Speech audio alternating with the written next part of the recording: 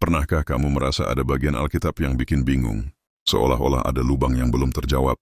Salah satu pertanyaan klasik adalah, dari mana Kain mendapatkan istrinya? Kalau Adam dan Hawa adalah manusia pertama, dan anak mereka Kain membunuh Habel, maka tersisa siapa untuk dinikahi? Pertanyaan ini sering dipakai orang skeptis. Katanya Alkitab tidak konsisten. Kejadian 4 ayat 16-17 mencatat, Kain pergi ke tanah Nod. Kain bersetubuh dengan istrinya. Istrinya melahirkan Henokh, tapi asal-usul istrinya tidak disebut. Seolah-olah Alkitab lompat bagian, namun mari kita pelan-pelan. Pertanyaan ini tidak sekadar tentang pernikahan. Pertanyaan ini menyentuh otoritas firman. Apakah kitab suci bisa dipercaya? Atau hanya kumpulan cerita mitos? Kita lanjut membaca. Kejadian 5 ayat 4 berkata, Adam mempunyai anak-anak laki-laki dan perempuan. Bukan hanya Kain, Habel, dan Set. Ayat ini sering dilewati begitu saja, padahal inilah kunci. Adam dan Hawa bukan hanya punya 3 anak. Mereka punya banyak keturunan. Silsilah kuno jarang menyebut semua nama. Sering hanya menekankan tokoh penting, seperti Set. Karena dari Set akan lahir garis Mesias. Maka wajar bila Kain menikahi saudarinya. Atau keponakannya, pilihan itu saja yang tersedia dalam keluarga pertama di bumi. Lalu mungkin kamu bertanya, bagaimana dengan pernikahan saudara?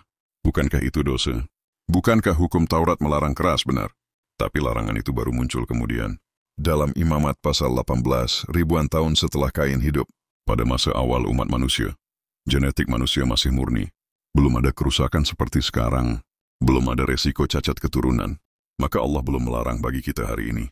Mendengar saudara menikah terasa tabu. Telinga modern menolak, tapi di generasi pertama, itu normal, tidak ada pilihan lain. Semua manusia memang berasal dari satu pasangan.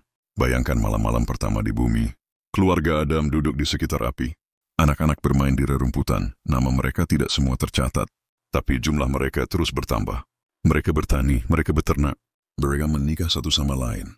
Mereka memenuhi bumi, seperti perintah Allah. Sejarah kuno pun mendukung pola ini. Silsilah bangsa-bangsa Timur Tengah sering meringkas garis keturunan, hanya menyebut tokoh penting, atau mereka yang terkait langsung dengan perjanjian. Bukan setiap anak yang lahir.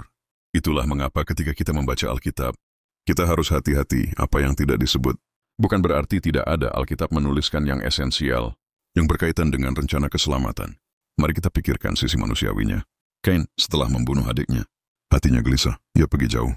Ia takut dibunuh orang lain. Allah menaruh tanda padanya supaya ia tidak dibinasakan. Di tanah Nod ia mulai membangun kota.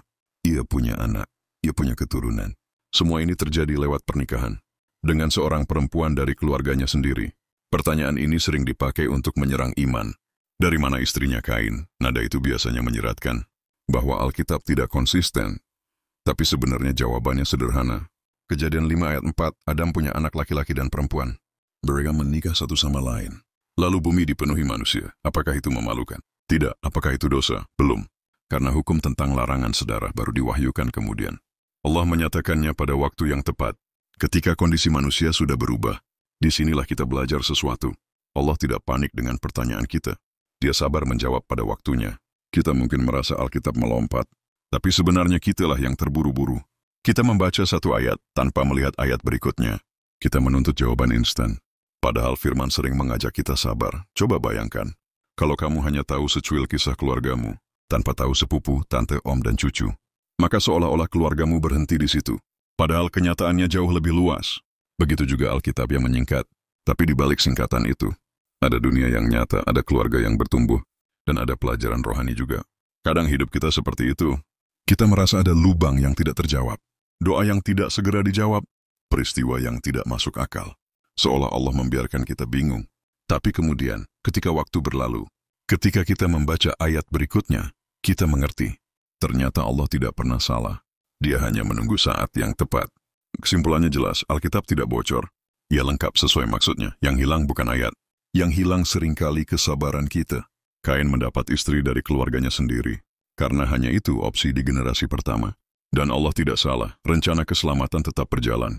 Melalui garis keturunan itu, hingga sampai pada Kristus.